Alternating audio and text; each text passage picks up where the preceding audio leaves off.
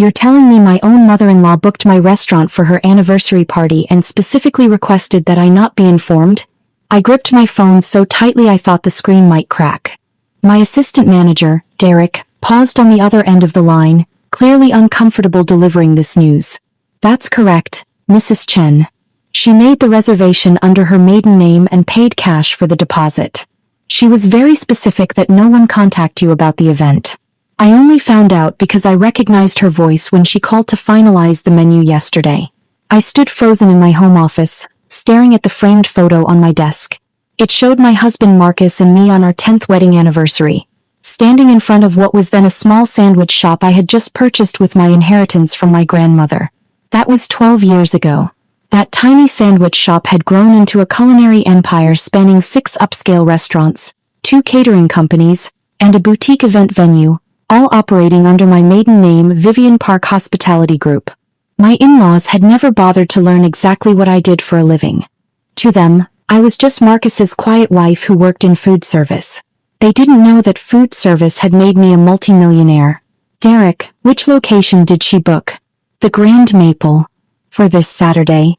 50 guests, 4-course dinner, open bar, the whole package. She's planning to announce something big, apparently. The Grand Maple was my crown jewel. A converted historic mansion in the heart of Portland that regularly hosted celebrities, politicians, and Fortune 500 executives. The wait list for private events stretched 8 months, but somehow, my mother-in-law had secured a reservation for this weekend. How did she even get a booking? We're completely full through October. Derek hesitated. She mentioned she was family of one of the owners. Said her son's wife worked here and could pull strings. The new events coordinator didn't know any better and assumed she had clearance. I let out a bitter laugh. The irony was almost poetic. My mother-in-law was using my name to book my own restaurant for a party I wasn't invited to. Thank you for telling me, Derek. I'll handle it from here. After hanging up, I sat in silence for a long moment, processing this betrayal. But honestly, it wasn't surprising. It was simply the culmination of 22 years of being treated as an afterthought by the Chen family. I met Marcus during our senior year at UCLA. He was studying architecture. I was in business school, and we fell in love over late-night coffee and shared dreams. He was kind, gentle, and nothing like his family. I thought I could handle them. I thought love would be enough. His mother, Patricia, made her feelings about me clear from our first meeting. I wasn't what she had envisioned for her son. She had hoped Marcus would marry someone from their country club circle, someone whose family owned vacation homes and attended charity galas. Instead, he brought home a girl whose parents ran a dry cleaning business in Koreatown. Patricia never let me forget my origins. Every family gathering included subtle digs about my background, my appearance, my career. When I opened my first restaurant, she told everyone I managed a little cafe somewhere. When that cafe earned its first Michelin star, she changed the subject to Marcus's sister's real estate achievements. When I expanded to multiple locations, she started forgetting to invite me to family events altogether. Marcus always defended his mother. She doesn't mean it that way, he would say. She's just traditional. Give her time. After 22 years of marriage, I had run out of time to give.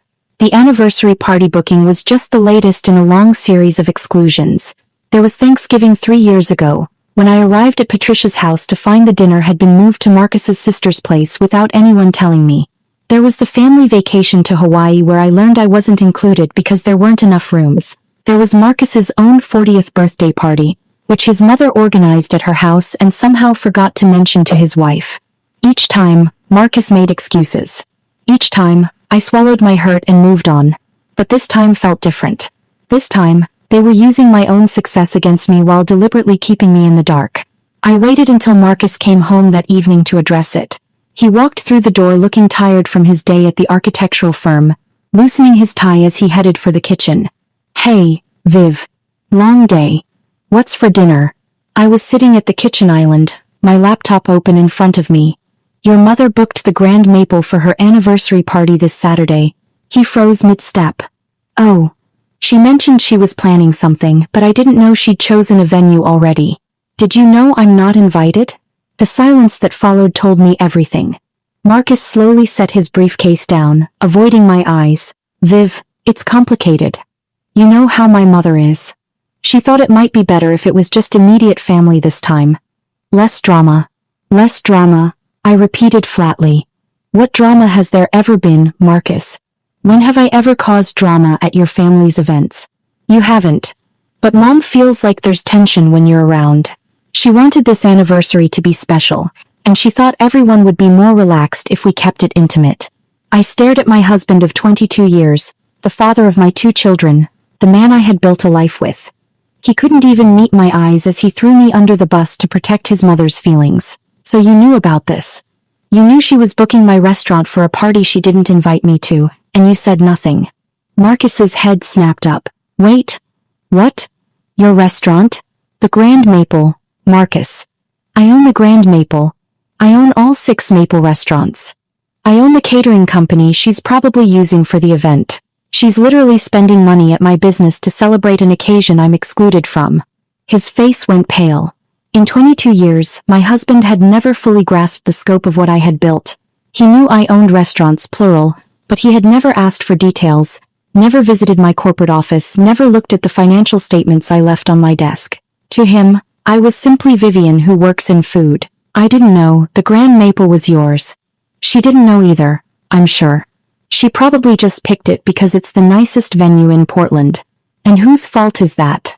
I've invited your family to every opening, every milestone celebration, every award ceremony for 2 decades. Your mother has never attended a single one. She's never asked what I do, never shown the slightest interest in my career. She doesn't know because she never cared enough to find out. Marcus ran his hand through his hair, a gesture he made when he was stressed. Okay, this is awkward, but we can fix it. I'll talk to Mom. Maybe you could just come as my +1. And we don't have to make it a big thing about who owns what. Your +1? I let out a disbelieving laugh. At my own restaurant? Marcus, do you hear yourself? I'm trying to find a solution here, Viv. What do you want me to do? What I wanted was for my husband to stand up for me just once. What I wanted was for him to tell his mother that excluding his wife of 22 years was unacceptable. What I wanted was to matter. I want you to tell your mother that the party is off unless I'm properly invited. Not as your +1. As Marcus Chen's wife. As a member of this family. Marcus shook his head. I can't do that. It's their 50th anniversary, Viv. I can't ruin it over this.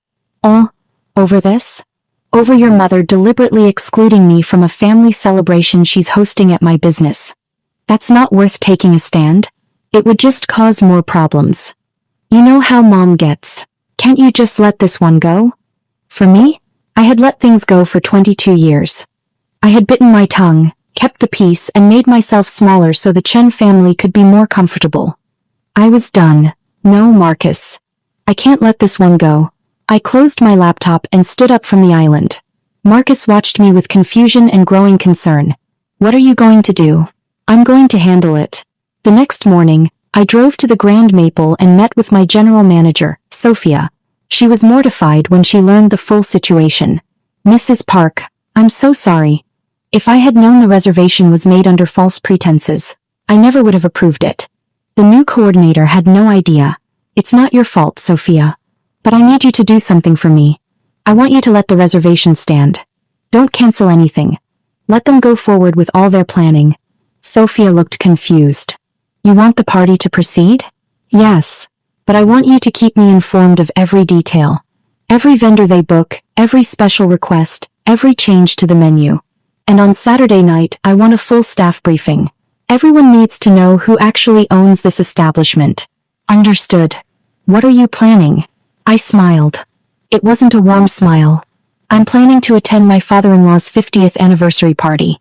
Over the next few days, I watched the preparations unfold with detached fascination. Patricia had spared no expense for this celebration. She ordered our most expensive wines, requested custom floral arrangements, hired a string quartet for the evening. She upgraded the menu twice, adding lobster and Wagyu beef. She ordered a 5-tier anniversary cake from our pastry chef, who happened to be a James Beard Award nominee I had personally recruited from New York. The total bill was climbing toward $40,000. Patricia didn't seem concerned about the cost. Perhaps she assumed the family connection would get her a discount. Perhaps she planned to stick Marcus with the bill. Either way, she was in for a surprise. I also learned more about the party itself. It wasn't just a simple anniversary dinner. Patricia was planning to make a major announcement. According to the event notes, she had requested a microphone setup for speeches and a projector screen for a presentation. Through careful inquiry, I discovered what that presentation would reveal. Patricia and my father-in-law, Richard, were retiring from their business and transferring ownership to Marcus and his sister, Diana. The family company, a successful chain of dry cleaning businesses that Richard had built over 40 years, was being divided between the two children. The irony was not lost on me. The Chen family had always looked down on my parents for running a single dry cleaning shop. Meanwhile, I had transformed a small inheritance into a hospitality empire worth 50 times what the Chen family business was worth. But to Patricia, her husband's dry cleaning chain was a legacy worth celebrating, while my achievements remained invisible. Marcus came home Thursday evening with a guilty expression. So, my mom asked if I would give a speech at the party. She wants me to say a few words about the family business and what it means to me. Are you going to? I said yes. It's their 50th anniversary, Viv. And with the business transition, it's a big moment for all of us. All of you, I corrected. I'm not part of this, remember? Marcus sighed. Look, I talked to my mom about you coming. She said it would just make things uncomfortable. She doesn't want any awkwardness on her special night. And you accepted that. What was I supposed to say? She's my mother. You were supposed to say that I'm your wife. That we've been married for 22 years. That any family celebration should include the mother of your children. Marcus didn't respond. He never did when I asked him to choose between me and his family. His silence was always his answer. I nodded slowly. Fine. Enjoy the party, Marcus. Saturday arrived with a crisp autumn chill. I spent the morning reviewing every detail of the evening's event with Sophia. At 2 o'clock, the staff gathered for their briefing. I stood at the front of the private dining room and looked at the faces of my employees, the team I had built and nurtured over 12 years. Tonight, we're hosting a 50th anniversary party for Patricia and Richard Chen. I want you all to know that Richard Chen is my father-in-law. Patricia Chen is my mother-in-law. And I am the owner of this restaurant. Murmurs rippled through the room. Many of them had worked for me for years but had never seen my in-laws at any company function. The hosts of tonight's party are not aware of my ownership. They have also chosen not to invite me to this family celebration. I want each of you to treat them with the same excellent service you would provide any guest. But I also want you to be prepared, because I will be attending this evening, and there may be some surprises. Sophia stepped forward. What do you need from us, Mrs. Park? Just do your jobs beautifully. The rest is up to me. The Chen family began arriving at 6. I watched from my office on the second floor, which overlooked the main dining room through a two-way mirror I had installed for quality control purposes. Patricia looked radiant in a silk dress the color of champagne. Richard wore a tailored suit and a nervous smile. Marcus arrived with our children, Sophie and James, who were home from college for the occasion. They at least had texted me asking why I wasn't coming. I told them I would explain later. Diana came with her husband and their 2 kids. Then the extended family poured in, aunts and uncles and cousins I had shared holidays with for 2 decades. None of them seemed to notice my absence, or if they did, none of them asked. By 7, all 50 guests were seated. The string quartet played softly as servers glided between tables with bottles of wine that cost more than most people's car payments. Patricia sat at the head table like a queen surveying her domain, completely unaware that the domain actually belonged to someone else. I waited until the first course was served. Then I made my entrance. I had chosen my outfit carefully. A deep burgundy dress that commanded attention, heels that clicked against the hardwood floors. My hair was styled, my makeup was flawless, and I walked into that dining room like I owned the place. Because I did. Heads turned as I approached the head table. Patricia's smile froze on her face. Marcus looked like he might choke on his soup. Diana's eyes went wide. Richard simply looked confused. Good evening, everyone. I hope I'm not interrupting. Patricia recovered first, her social training kicking in despite her shock. Vivian. What a surprise. I wasn't expecting you. I know you weren't. But I thought it would be rude not to attend a family party being held at my own restaurant. The silence that fell over the room was absolute. Even the string quartet stopped playing. Marcus leaned forward. Viv, what are you doing? I'm joining the family celebration, Marcus. Isn't that what families do? Patricia's expression hardened. I don't understand what you mean by your own restaurant. This is the Grand Maple. It's one of the most exclusive venues in Portland. Yes, it is. And I own it. I also own the Silver Maple, the Red Maple, the Maple Table, the Maple Room, and the Copper Maple. I own Portland Prestige Catering, which is preparing your dinner tonight. I own Maple Events, which decorated this room. The string quartet was hired through my event coordination service. The cake was baked in my pastry kitchen. Everything you see around you, everything you're eating and drinking, everything that's making this night special came from businesses that I built.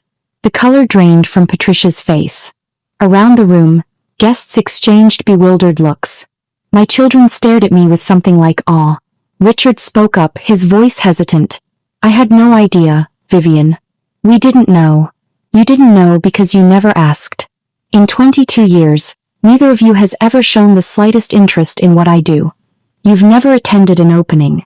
Never visited my office. Never congratulated me on any success. To you, I've always been just Marcus's wife. The girl from Koreatown who wasn't good enough for your son. Patricia straightened her spine, going on the offensive. Well, if you're so successful, then surely you can understand that this is a family matter.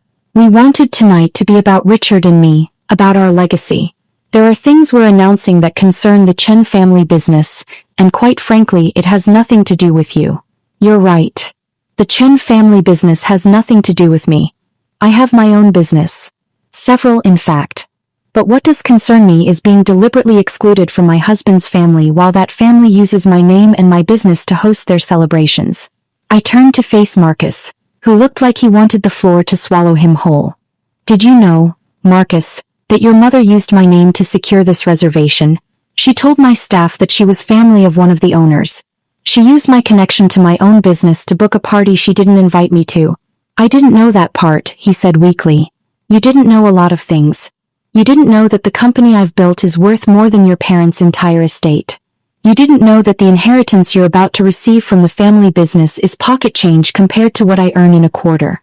And apparently, you didn't know that standing up for your wife should matter more than keeping your mother comfortable.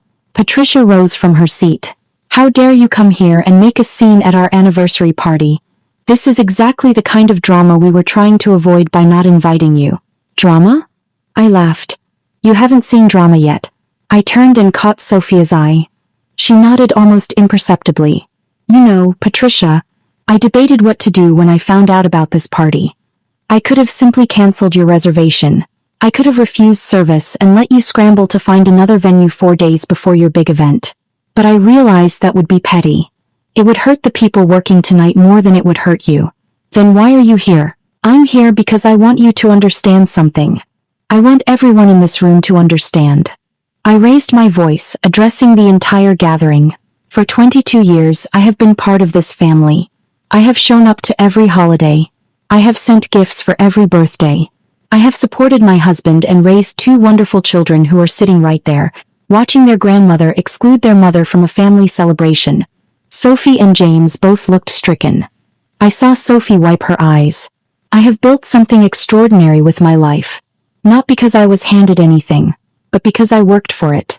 My parents ran a dry cleaning shop in Koreatown.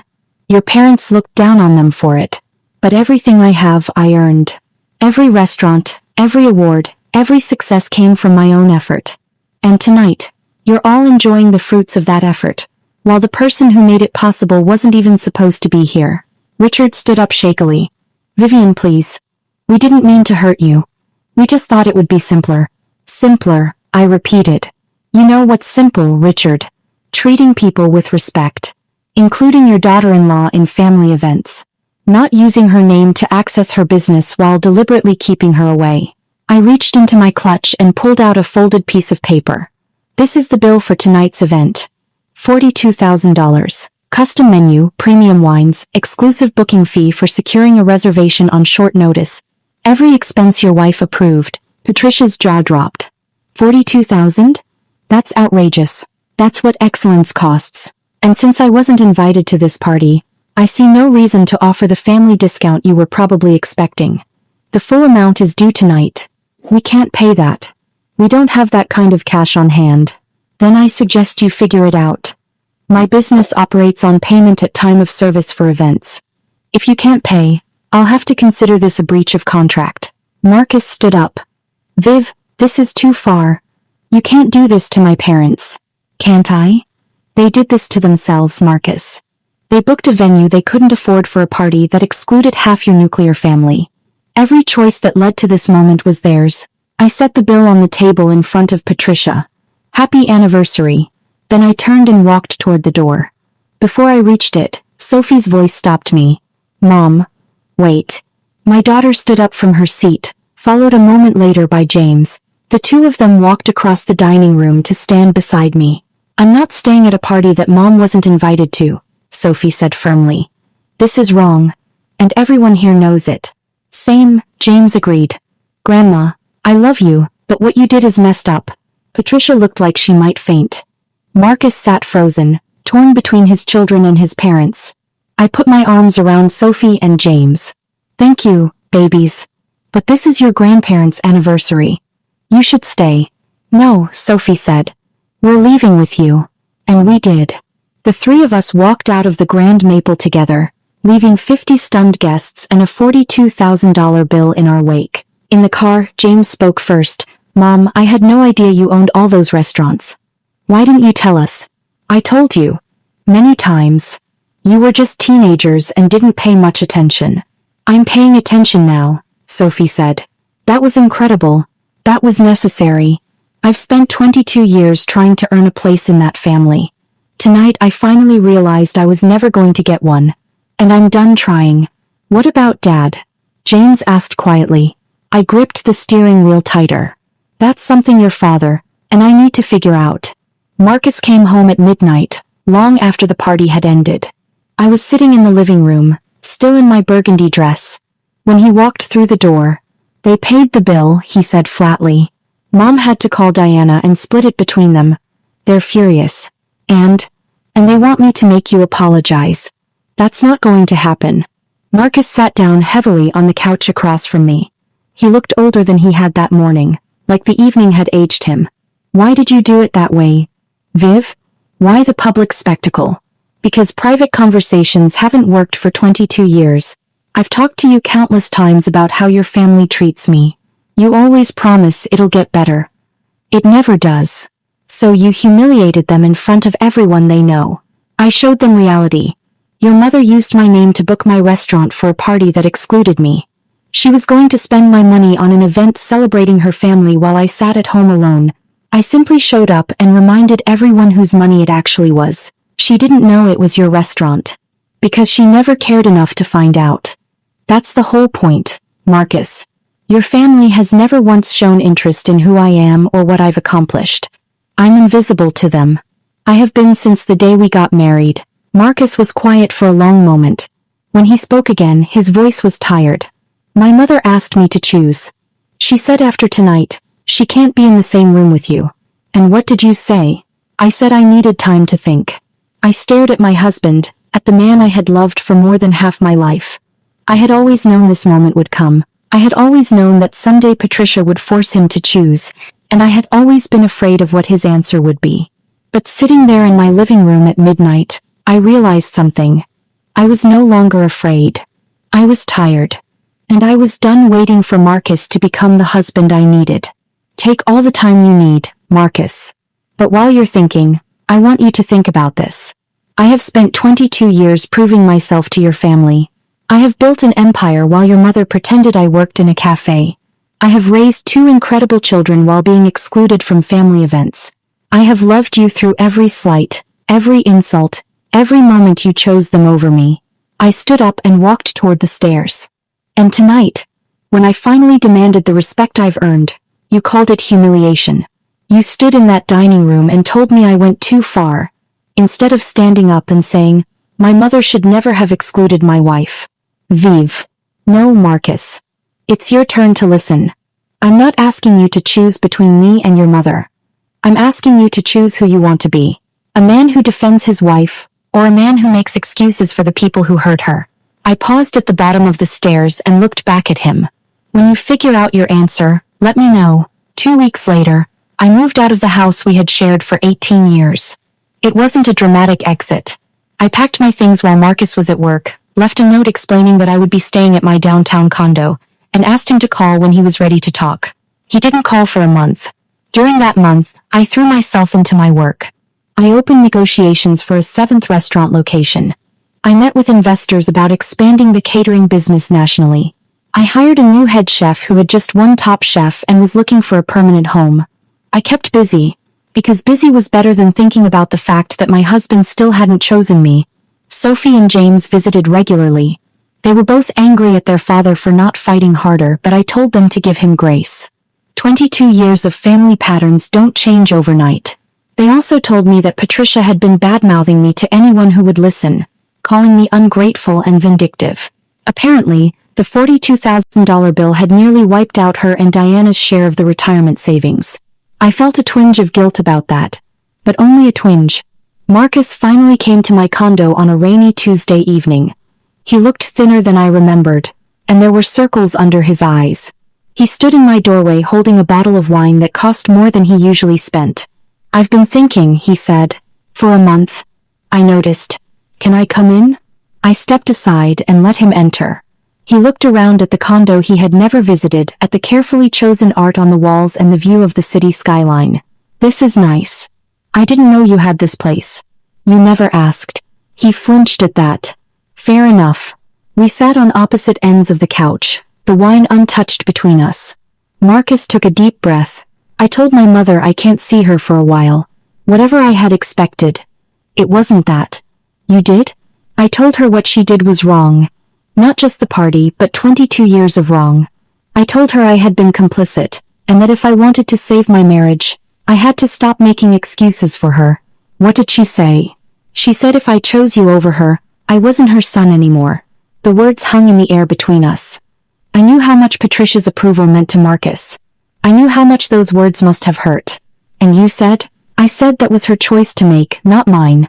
I said I had already made my choice 22 years ago when I married you, and I was sorry it took me so long to act like it." I felt tears pricking at my eyes, but I blinked them back. "Marcus, I'm not asking you to come back right away. I know I have a lot to make up for. But I wanted you to know that I finally understand. You were never asking me to choose between you and my family. You were asking me to include you in my family. And I failed at that. Yes. You did. I'm sorry. Viv. I'm sorry for every time I made excuses. Every time I asked you to be the bigger person. Every time I let my mother treat you like an outsider while I stood there and said nothing." He reached across the couch and took my hand. "You built something amazing. You are something amazing. And I'm ashamed that it took you walking out for me to see it." I looked at our joined hands, at the wedding ring I still wore on my finger. "I don't know if I can forgive 22 years, Marcus. I don't know if we can come back from this. I know. I'm not asking for forgiveness. I'm asking for a chance to earn it. That might take a while. I have time. If you'll give it to me." I thought about the life I had built on my own. The empire I had created without anyone's support. The strength I had found in walking away from a table where I was never valued. And I thought about the man sitting across from me, who had finally made the choice I had waited 22 years to hear. "We can try," I said at last. "But things have to be different. They will be. I promise. And if your mother comes around, then she'll treat you with respect or she won't be part of our lives. That's not negotiable." For the first time in months, I felt something like hope. It wasn't forgiveness. It wasn't even trust. But it was a start. "Okay, Marcus. Let's see where this goes." 6 months later, I stood in the main dining room of my newest restaurant, the Golden Maple. It was our soft opening, an invitation-only event for family and friends before we opened to the public. Sophie and James were there, along with their friends from college. My parents had flown in from Los Angeles, beaming with pride at what their daughter had accomplished. My staff filled the room, the people who had helped me build this dream from a single sandwich shop to a hospitality empire. And Marcus stood beside me, his hand in mine, as I prepared to give the opening toast. 12 years ago, I opened my first restaurant with nothing but a small inheritance and a big dream. Tonight, we celebrate the opening of my seventh. None of this would have been possible without the people in this room, the ones who believed in me, supported me, and showed up when it mattered. I squeezed Marcus's hand. I've learned a lot in the past year about what really matters. Success is wonderful. Achievement is satisfying. But the most important thing is being surrounded by people who see you clearly and value you completely. Tonight I have that. And I'm grateful. The room erupted in applause. Marcus pulled me close and kissed my temple. I'm proud of you, he whispered. I should have said that more often. You can start now. In the corner of the room, I noticed a familiar figure hovering near the entrance. Patricia Chen, in a modest dress, looking uncertain and out of place. Marcus followed my gaze. I invited her. I hope that's okay. She asked if she could come. I studied my mother-in-law across the room. She looked smaller than I remembered, humbled by the consequences of her choices. She hadn't spoken to Marcus in 5 months. Missing this opening would mean missing another piece of her son's life. I thought about telling him to send her away. I thought about making her feel as unwelcome as she had made me feel for 22 years. But that wasn't who I wanted to be. I had proven my worth. I had demanded my respect. I didn't need to hold grudges against a woman who had already lost so much. She can stay, I said. But she comes to me. Marcus nodded and made his way across the room. I watched him speak to his mother, watched her face crumple, and then harden with resolve. She straightened her shoulders and walked toward me. Vivian. Her voice was stiff, formal. Patricia. I came to say congratulations. On the restaurant. Thank you. She hesitated, then forced out the words like they cost her something. And I came to apologize. For the anniversary party. And before that, the way I treated you. I waited. I was wrong. I see that now. You've built something remarkable, and I was too proud to acknowledge it. I hope someday you can forgive me. It wasn't a perfect apology. It was stilted and clearly rehearsed. But it was more than I had ever received from her before. I don't know if I can forgive you, Patricia. But I'm willing to try to move forward. For Marcus. For the kids. She nodded, her eyes glistening. That's more than I deserve. Yes, it is. I turned back to the party, leaving her standing there. She would have to earn her place in this family the same way I had. Through time, effort, and respect. But at least now she knew what that place was worth. I had spent 22 years being invisible to the Chen family. Tonight, standing in the restaurant I built with my own hands, surrounded by people who loved and valued me, I had never felt more seen. And that, I realized, was the real victory. Not the money, not the success, not even the satisfaction of watching Patricia Chen choke on humble pie. The real victory was finally knowing my own worth. And never letting anyone make me forget it again. Thank you for watching. If this story resonated with you, please like, share, and subscribe to The Concealed Bonds for more stories of hidden strength and unexpected justice. Until next time, remember, your worth isn't determined by those who fail to see it. It's determined by what you build when they're not looking.